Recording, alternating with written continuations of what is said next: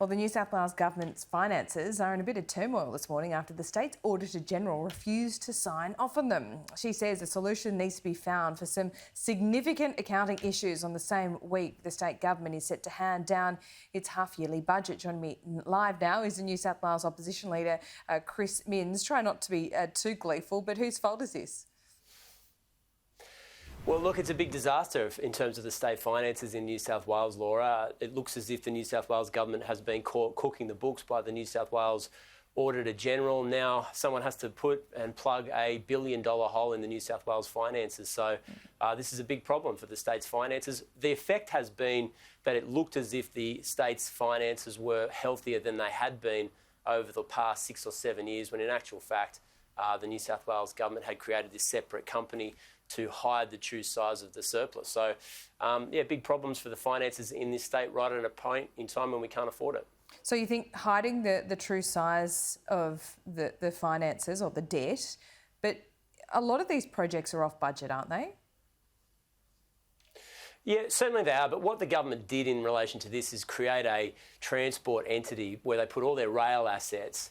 So any time they put money into rail assets, it didn't come off the spending side of the budget. What they forgot is that you had to rent back all of those trains and trams for the transport network, and that cost a lot of money. Now, the Auditor-General has seen through this trick.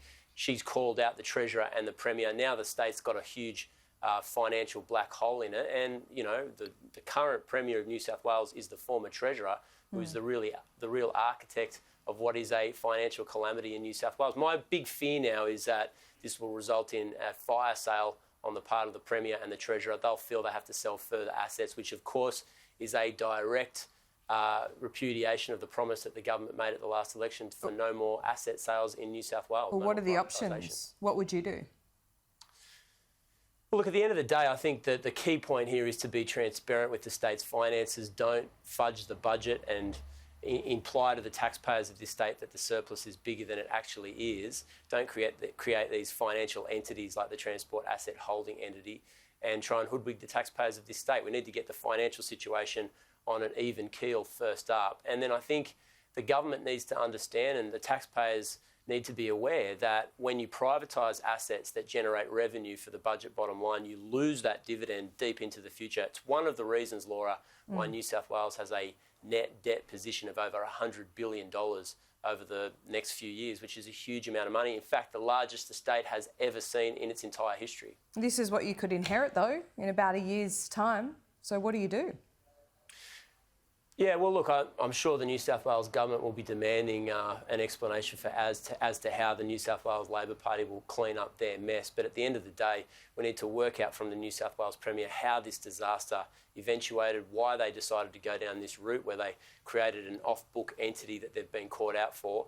And I think it's indicative of the Premier and the Treasurer's approach to the state's finances, which is a little bit tricky and a little bit focused on short-term solutions to try and fix problems rather than looking at the state's finances and crafting a way of dealing with uncertain circumstances. I think this is the touchstone of Premier Perrottet and his approach to the state's finances. OK, well, let's look at the New South Wales COVID numbers today. We're talking about 804 cases. Is this what living with COVID looks like? And how worried should we be?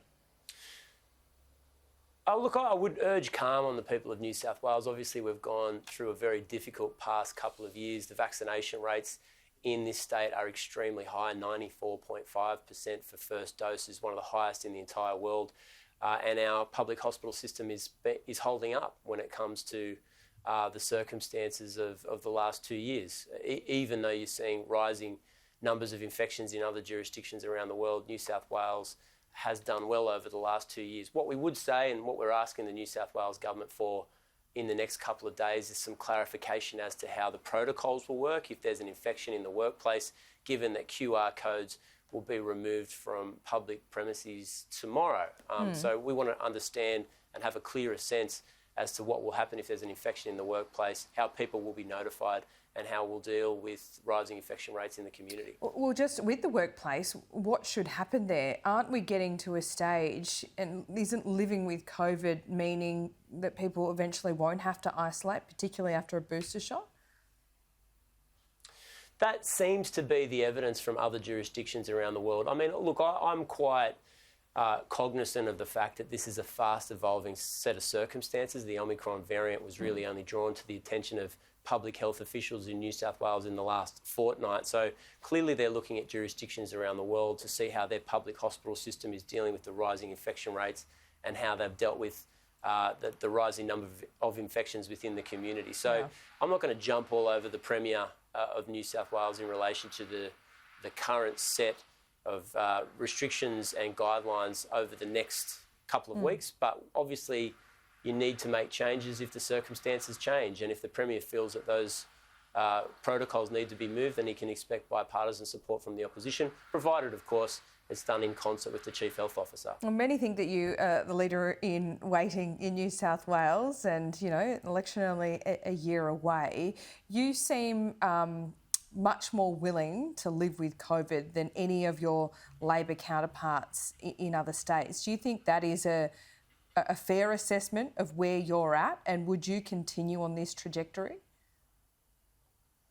Well, I think you have to deal with a couple of sets of circumstances that are the lived experience in New South Wales. The first one is the very high rate of vaccinations, and over the last year, or certainly over the last 6 months, the government and the opposition have told the people of this state, if you go and get vaccinated and go and get 2 vaccine doses, then you'll have your freedoms returned, the economy will return to normal, and you can see your family and friends. And obviously that has been a rallying cry for millions of people in New South Wales to go and get vaccinated, particularly those that were somewhat vaccine hesitant, who went and spoke to their doctor, their healthcare professional, and got vaccinated. So I think we have to deal with the circumstances as they're presented to us and project calm to the people of this state. I don't think it suits anybody to be rushing to judgment, given that we are managing when it comes to the infection rate, and our public hospital system thus far is standing up to the rigours of COVID-19 and has done for the last 2 years.